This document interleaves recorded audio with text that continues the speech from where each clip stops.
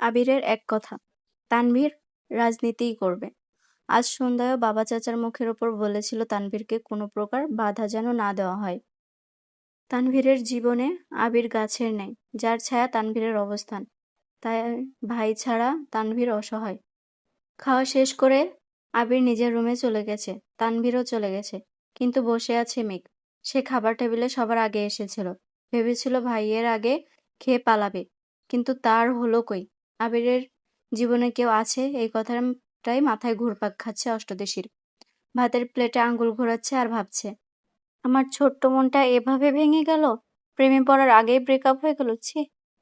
তৎক্ষণাৎ নিজের মনকে নিজেই সান্ত্বনা দিচ্ছে, থাক, মন খারাপ করিস না, ছেলেটা ভালো না। মনে নেই তোকে ছোটবেলা মেরেছিল? আজ তো হিটলার। তোর জীবনে রাজপুত্র আসবে, যার জীবনে রাজ করবি শুধু তুই। মালিয়া খান মেঘের হাতে পুনরায় ধাক্কা দিয়ে বলল, থাক, তোকে আর খেতে হবে না। এত হুঁশ ফিরে মেঘের। মেঘ কিছু বলার আগেই খাবার প্লেট সামনে থেকে নিয়ে যায় উনি। বড়ম্মুর এমন কাণ্ডে আহাম্মক বনে যায় মেঘ। মালিয়া খান বলে ওঠে, এভাবে 14 ঘন্টা ভাত নিয়ে বসে থাকলে বিষ হয়ে যাবে খাবার। মেঘের খাবার খাওয়ার তেমন ইচ্ছা নেই আর। সে তো নিজেকে সান্ত্বনা দিতে ব্যস্ত।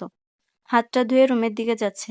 মালিয়া খান মেঘকে ডেকে আবার বললেন, তোর কি পেট ভরেছে, নাকি নতুন করে খাবার দিব তোকে?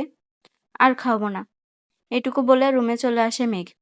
পড়তে ইচ্ছা করছে না মেয়েটার, চুপচাপ শুয়ে আছে। চোখ বন্ধ করতে ভেসে ওঠে আবিরের হাসি। বাইক এনে যখন হাসি মুখে বলেছিল কথাগুলো, কানে ভেসে আসছে। কি সুন্দর করে কথা বলে মানুষটা। তাকানোর ধরন, রাগলে কুঁচকে ফেলা ভ্রু, ঘন, সবাই যেন চোখের সামনে ভাসছে মেঘের। সঙ্গে সঙ্গে চোখ খুলে ফেলে মেঘ। বুক ভেঙে আসে কষ্ট। এই লোক আমার ভাবনায় কেন আসে বারবার? এই লোক তো অন্য কারো। এই বলে অভিমানে ঘুমিয়ে পড়ে মেঘ। আজ শুক্রবার সকালে থেকে বাড়িতে হইচই শুরু হয়ে গেছে। মিম, আদি আর মেঘ দুষ্টামি আড্ডায় মাতিয়ে তুলছে ড্রয়িং রুম। তিন যা রান্নায় ব্যস্ত। আবির বাড়ি ফিরেছে বলে আবিরের 2 মামা, 2 খালা, তাদের বাচ্চারা সবাই দেখতে আসবে।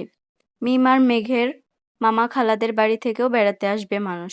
বেশিরভাগ মানুষই চাকরিজীবী, যার ফলে শুক্রবার ছাড়া কারোর সময় নেই।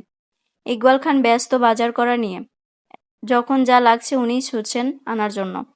তানভীরের সকাল থেকে কোনো খোঁজ নেই। সকালে নাস্তা করে বেরিয়েছে, পার্টি অফিসে কাজ আছে। বিকালে ফিরবে বলে চলে গেছে। এজন্য মেঘের কোনো ভয় ডর নেই। আপন মনে আড্ডায় ব্যস্ত মেঘ। হঠাৎ উপরে করিডোর থেকে আবিরের ডাক দিল, আম্মু, একটু কফি দিতে পারবে? এই বলে রুমে চলে গেল পুনরায়। উত্তর শোনারও প্রয়োজন মনে করেনি সে। মালিয়া খান কফি আর মেঘকে ডাক দিলেন, কফিটা আবিরকে দিয়াই তো। তৎক্ষণাৎ মেঘের মনে পড়ে গেল গত রাতের কথা। সাহসা বলে উঠলে, আমি কেন, মিম দিয়ে আসুক। মালিয়া খান কিছুটা বিরক্ত নিয়ে বলল, ওরা নিলে ফেলে দেবে, তখন আরেক মুসিবতে পড়ব। বাড়িতে একটু পর মেহমান আসবে, জানা মা। মেঘ আর কথা না বেড়ে ধীর পায়ে হাঁটতে হাঁটতে আবিরের দরজা পর্যন্ত আসলো। গলা শুকিয়ে যাচ্ছে মেঘের, বুকের ভেতরে ধুকপুকটা বেড়ে যাচ্ছে, হাত পা কাঁপছে। আস্তে আস্তে দরজায় টোকা দিল মেঘ।